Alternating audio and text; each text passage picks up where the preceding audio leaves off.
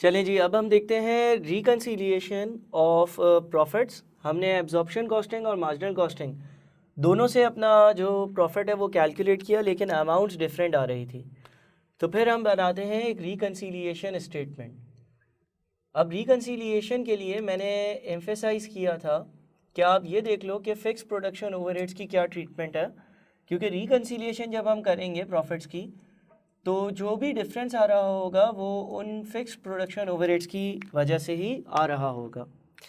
ज़रा उसको दोबारा से हाईलाइट करूं तो हमारे जो फिक्स प्रोडक्शन ओवरहेड्स थे, जो हमारे फिक्स प्रोडक्शन ओवरहेड्स की टोटल अमाउंट थी, वो अमाउंट बन रही थी 100 रुपये।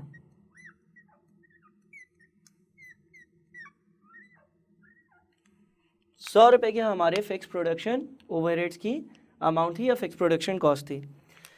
हमने मार्जिनल कॉस्टिंग में क्या किया? मार्जिनल कॉस्टिंग में हमने सारे के सारे 100 के 100 रुपये प्रॉफिट एंड लॉस अकाउंट में एक्सपेंस आउट कर दिए थे। P&L में 100 के 100 रुपये एक्सपेंस आउट कर दिए थे इन मार्जिनल कॉस्टिंग।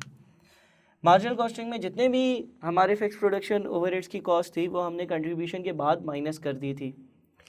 हमने एब्जॉर्प्शन कॉस्टिंग में क्या किया ये देख लेते हैं। एब्जॉर्प्शन कॉस्टिंग में सबसे पहले तो हमने ओवरहेड्स एब्जॉर्प्शन रेट कैलकुलेट किया। हमने ये कहा कि भाई हमारे पास जो टोटल फिक्स प्रोडक्शन ओवरहेड्स की अमाउंट है वो 100 रुपीज़ है, और हमने उसको 5 से डिवाइड किया क्योंकि हम लोग 5 यूनिट्स मैन्युफैक्चर कर रहे थे। और 100 को जब मैं 5 से डिवाइड करूँगा तो अमाउंट आएगा 20 पर यूनिट। ये 20 पर यूनिट का अमाउंट जो है हमने कहा कि एक यूनिट में शामिल होना चाहिए। अगर मैं एक एक्सट्रैक्ट वापस बनाऊं, जब मैं प्रोडक्शन की कॉस्ट कैलकुलेट कर रहा था तो मैंने एब्जॉर्प्शन कॉस्टिंग में कहा कि मैंने 5 यूनिट्स बनाए हैं और हर यूनिट को मैंने वैल्यू दी थी 25 रुपये की। 20 रुपये ये वाले और 5 रुपये वेरिएबल वाले, और मैंने टोटल वैल्यू लिखी थी 125। इसके बाद जब मैंने क्लोजिंग स्टॉक की वैल्यू लिखी थी तो क्लोजिंग स्टॉक में मैंने ये कहा था कि मेरे पास एक यूनिट बचा हुआ है 25 रुपये वाला, यानी कि क्लोजिंग में फिक्स प्रोडक्शन ओवरहेड्स के 25 रुपये थे। इन टोटल 25 रुपये थे, 20 रुपये फिक्स के और 5 रुपये वेरिएबल।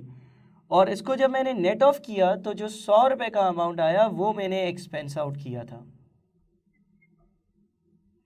अब इस 100 रुपये के अमाउंट में इन इटसेल्फ दो चीज़ें थी, 80 फिक्स्ड और 20 वेरिएबल।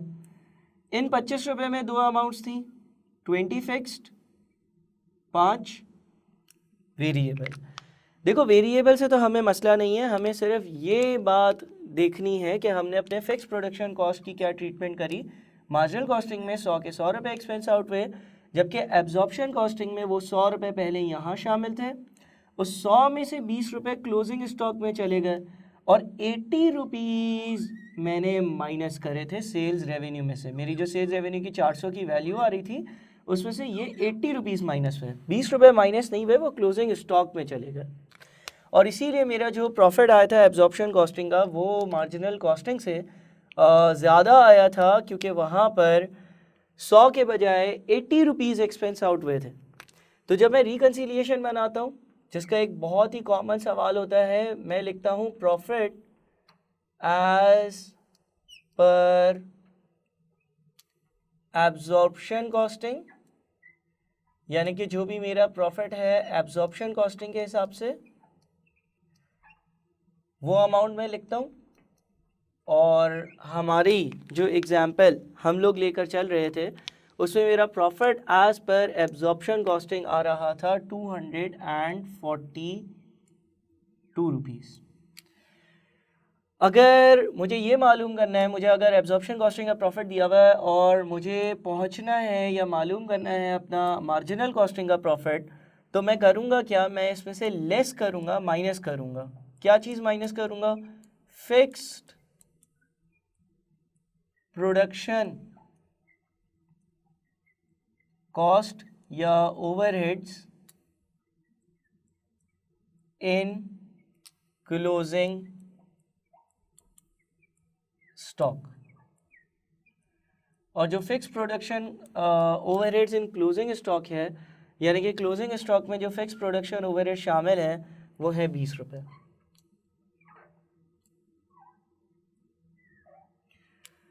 अगर मैं ये 20 रुपये माइनस कर दूंगा जो कि फिक्स प्रोडक्शन ओवरहेड्स हैं क्लोजिंग स्टॉक में, तो फिर मैं जिस वैल्यू पर आऊँगा वो वैल्यू मेरी होगी profit as per marginal costing. आप अपने स्टेटमेंट से देख सकते हो कि हमारा जो profit as per marginal costing था वो 222 की अमाउंट रखता था। तो ये आया है हमारा profit as per marginal costing. सही। ये याद रहे कि जो डिफरेंस क्रिएट होता है वो सिर्फ और सिर्फ फिक्स प्रोडक्शन कॉस्ट की वजह से क्रिएट होता है, उसके अलावा किसी और वजह से क्रिएट नहीं होता। अब सवाल ये आता है, क्या हमारा मार्जिनल कॉस्टिंग का प्रॉफिट हमेशा एब्जॉर्प्शन कॉस्टिंग से कम होगा? जी नहीं। इसलिए क्योंकि यहाँ पर इस एग्जाम्पल में हमारे पास सिर्फ क्लोजिंग स्टॉक था। अगर हमारे पास ओपनिंग स्टॉक होता तो उसकी रिवर्स ट्रीटमेंट होती, और किस तरह से वो हम ज़रूर देखेंगे, लेकिन पहले ये बात ज़रूरी है कि हम इतना स्ट्रक्चर समझ लें। अच्छा, अगर मैं रिकन्सिलिएशन का एक फॉर्मेट बना दूं, क्योंकि आप लोगों को एग्ज़ाम्स में ये बात जो है इसके बहुत सारे सवाल आते हैं, या रिकन्सिलिएशन के बहुत सारे सवाल आते हैं, तो आपके पास एक स्ट्रक्चर या एक फॉर्मेट होना चाहिए। वो पूरा अगर फॉर्मेट में बना दूं जो जो पॉसिबल आइटम्स हैं, तो ये याद रखो कि profit as per absorption costing जो है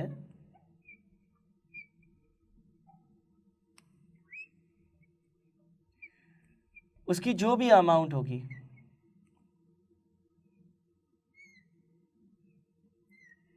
इसमें से हम माइनस करेंगे या लेस करेंगे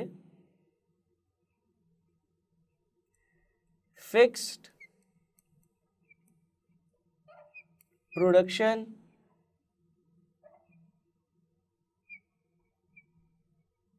ओवरहेड्स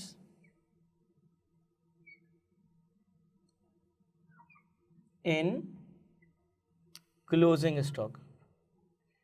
क्लोजिंग स्टॉक में जितने भी फिक्स प्रोडक्शन ओवरहेड्स होंगे वो हमेशा माइनस किए जाएंगे। ठीक है, जिस तरह से यहां पर 20 रुपए थे।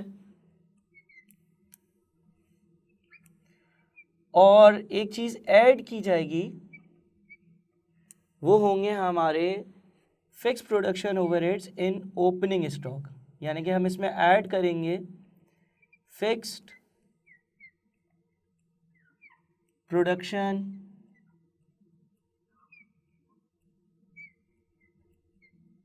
ओवरहेड्स इन माई स्टॉक। सही।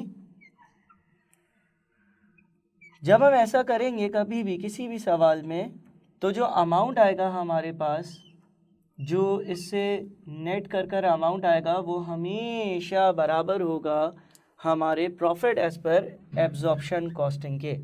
यानी कि ये जो अमाउंट कैलकुलेट होगा ये हमेशा होगा हमारा प्रॉफिट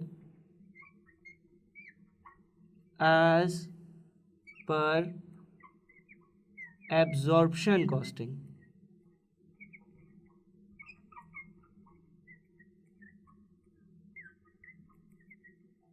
सही।